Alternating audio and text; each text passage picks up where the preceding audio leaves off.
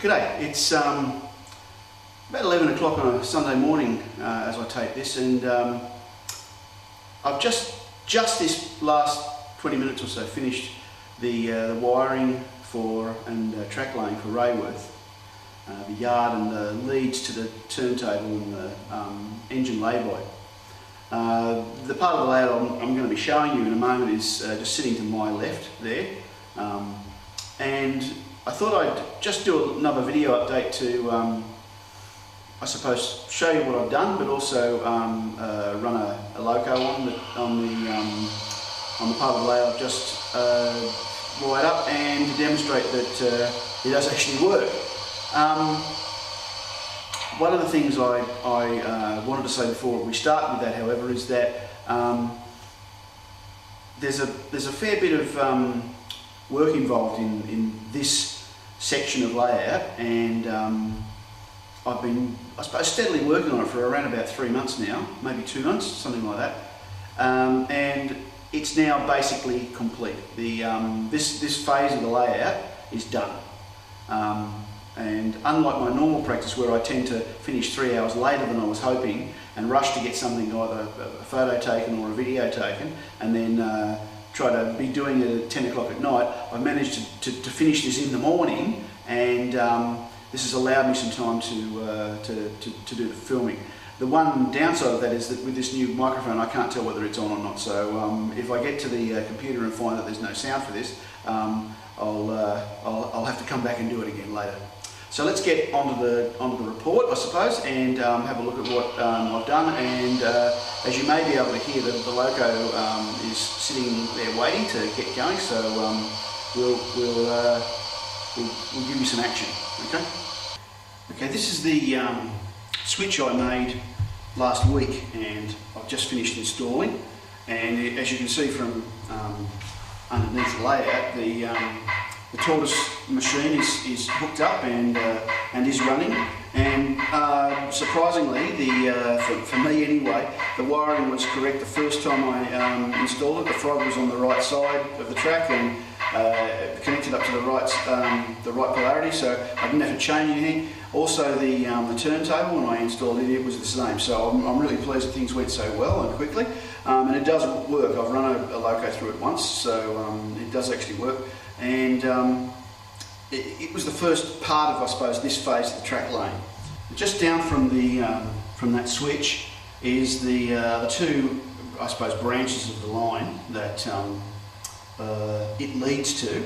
And I was a little concerned that I wasn't going to fit these in, but I've managed to do both parts, both lines, and the real quandary was getting the lay-by line, which is the line the loco is sitting on, in and curved enough so that it missed the edge of this turntable. I didn't want the turntable, this line here, hard up against this turntable edge. I wanted it a bit further away than that, because I'm hoping at some point to put a building over the top of this section of the line, maybe an engine shed of some sort, to mask this hole over here. Now, this is the CIL turntable that I've written about on the blog a number of times, and I've written in Seventh Heaven, the newsletter of the OS7 Models group. I've given it a spin without a loco on it, so I'm going to give you a demonstration of running 2002, who is sitting here just dying to get a go on the turntable. And it does work. You'll have to forgive my the rather, I suppose, jerry-built nature of this at the moment.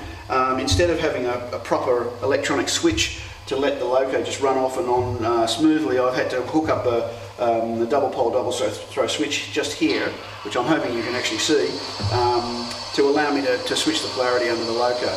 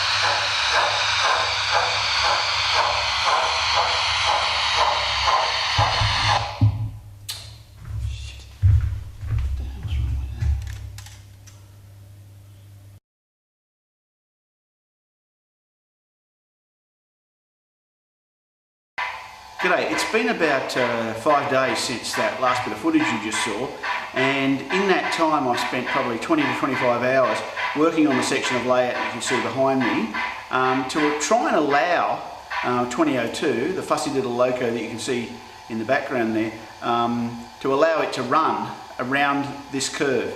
Now, at this stage, I haven't yet managed to get the loco right round the curve from the turntable to the storage lines, but I'm getting very close. It's been a real long process, and in the middle of it, a package arrived from with NCE components in it, and so I've been spending some time trying to get the triangle sorted out as well. But at this stage, 2002 is probably within maybe 2 hours work of getting the chance to run right round that curve. What I'm going to do is I'm going to just take a shot at trying to get it right round the curve, and then I'm going to go round the curve one step at a time and give you a bit of a close-up of each section that I've been working on and explain what has been happening. Okay?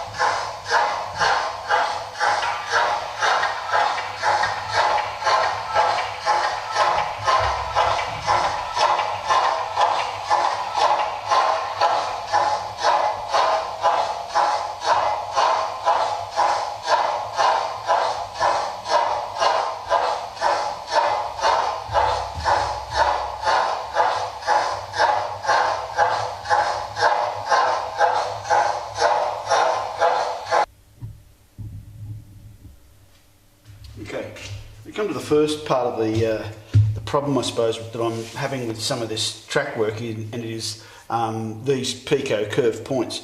I'm finding they're not what I would describe as the most well, they're not terribly well operating terribly well. So both the double slip on this part of the layout and this curve point that I've got in the screen in view right now, I painted before I installed them, and part of the reason I had to paint them before I installed them was because I had this shelf or hole I had to accommodate, and painting them afterwards was going to be quite a problem. The paint's penetrated into the joints here and here, and it's got on the back of the switch rails, and in spite of lots of scraping and sort of lots of work, I haven't managed to yet get them to reliably operate again. So I'm going to have to run droppers from these. 2002's getting through them backwards, but running through forwards is still an issue, and for a while there it was also stopping right here because this section is essentially dead. Okay, now I very rarely blame one cause for any particular problem on a layout, and one of the issues around the running of this particular loco was the lack of enough pickups. I'll just pick this up here. Start of the week, when I was trying to test the loco through these points and round the curve, the pickups were just from the 3 driving wheels, and I was also getting problems with the bogey truck, or the pony truck at the front here. What I did was, to make a longer footprint, I've added pickups. You may just be able to see the wire and the thing there. I'll paint them eventually when I get it all sorted out. And the bolts for them are under there. I'm holding the PCB sleeper on there. But I've essentially added pickups to these 2 wheels here, which lengthens the pickup footprint from here to here, from there to there. So I've added probably 2 or 3 inches. It still hasn't overcome the problem with the point that's behind, but it's certainly made running a lot better. The lights were flashing and lots of problems. But the other problem with this is a mechanical issue with this sort of pony truck. Now these single axle pony trucks are always an issue with locos.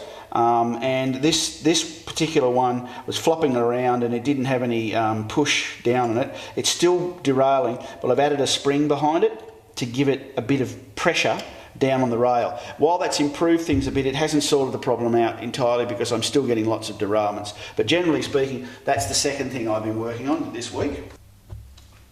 This is the second point that I've been working on. You may be able to see that the track here transitions from hand laid track to a pico point. Beyond its pico track as well. Now that transition point was causing a problem, but also the other thing that's causing a problem is a bump here at the heel of the point. Where the switch rail comes across, there's a little notch, I suppose, put in there, and being a curve point, and it's curved pretty much except for the frog, it's curved right through. The pony truck on the 20 doesn't like that notch there, and I've been filing it down, but I haven't managed to get it to the point where it'll actually go round without the pony truck coming off. This point is running quite nicely. It's got droppers from here and here, and it's running because I haven't painted it prior to installation, and I'm not going to be painting it because it's hidden behind the other track. But generally speaking, this point has caused me a bit of an issue for those reasons, but also for another one that I'll talk about in just a moment. This is the same point, but it is, or the same switch I should say, but it is. I've made significant changes to the way this was laid. I don't know if you can see it, but just here where my finger is a little section where the track is insulated. Now the insulation is here and here, and there's a little offset section where the rails are in one part of the layout and another. The transition is right at the frog there, but it's another sort of 3/4 of an inch along here. Now the reason there's an offset in where the insulation sits is because that's what's recommended by DCC Specialities, the maker of the unit I use to switch the power on this triangle, because this point here is actually a triangle. It's one of the heels of a triangle that runs through the other part of the layout and down to the storage sidings. So what I've done is I've relayed all of this track right through here, and I've offset this this part of the track here, which was a fair job because you've got a little tiny piece of track. So I've soldered it into the rail here and pushed it along, used an insulated joiner just here, and I've just left the rail run to there. Okay, this part of the layout is I suppose a critical junction point in the whole design. All trains exiting or entering storage have to run through the points that I'm going to point to here, just through here. Now, so far the points, those are both pico curve points. Both those points have operated fairly well, although 2002 just a minute ago derailed on one of them, so that's the first time that's happened. So I haven't had a repeat of the 2 points on the other side of the layout, but I have had some issues around the construction or the installation of a unit, of an electronic unit that will switch the power from one polarity to the other. Now that electronic component I'll show you in a moment, but it's caused me some issues. Because I was using quite a nice little unit that when I had my old layout, which was only 6 metres long, it worked fine, but on a turntable. But it wasn't designed for working with zones. So the zone that exists in this area is, of course, because it has 3 ends, it has 3 zones attached to it. I was worried that the component wouldn't operate properly, but I ran the loco through it. That's 2002 and the 49 class loco, my diesel, and both of them ran through both flawlessly. So that all worked, but it took a fair bit of rewiring and work to get it to that point. And this part here so far has worked pretty well. The control panel is working pretty well, this component here, but I'm not convinced that Pico points with Pico point motors installed are going to be reliable in the long term. I've had some real struggles around getting the Pico points to throw reliably, and the ones that I've been using, tortoises, have been working fine. So I'm in the process of working out whether or not I'm going to start changing some of those points out. Now this is a part of the DCC system for this layout that I've been working on over the last couple of months and gradually installing. This layout has 4 zones. I don't know if you can see the labels, but each of the three, there's 3 zones in here that are controlled by this part of the control system is labelled, and this part here, this section here, is for the triangle, and I've labelled that as well. Now the reason I'm showing this, I suppose this section of the layout, is because it's this component here, this large one on the right hand side, which is the one I've just installed for to swap the polarity on the triangle, and it's the one that's been working flawlessly. What I've now got to do is I've now got to sort the mechanical problems out on the points and some of the track work, but generally speaking this part of the layout is working fantastically, and the zones and using the DCC specialities, the 3 on the left are called PSXs, and they control the zone, and they'll turn the power off if there's a short or there's a problem, and protect the locos and the decoders. So I'm really happy with the way that's been working, but it has meant investing in the component on the right hand side, and as I've got 2 turntables now, I need 2 more of these to control those as well. So generally speaking, that's coming in the future. Okay, that brings to an end what started out to be another video update. It was going to be short, quick, and to the point about 5 days ago, and has turned into a major saga, I've got to admit. I don't mean to sound down about it. I'm happy with the progress I've made this week, but boy oh boy, getting a layout installed and built is one thing, getting it operating reliably is another, and I've only really just started. With trains running on the layout now in a I suppose a fairly permanent way, suddenly my trains aren't display models anymore. They need to run, and they need to run reliably, and that means a loco, I should say, like the one sitting behind me, 2002. It needs to run through every point on the layout, not just the ones I know it can run through. It needs to run right around the layout, turn around and come back and run around the other way, in both directions, not just backwards. Now, as you maybe have noticed, the demo video I put on of 2002 running around that curve was backwards, not round forwards, because I still couldn't get it to run round with the pony truck leading. So there's some issues I need to deal with, and I will deal with those over the next few days. But generally speaking, I thought I'd better get this video made and get it uploaded. Otherwise, things tend to get out of date pretty quick, and I know they're out of date even if you don't. So I felt like it was time to get something online.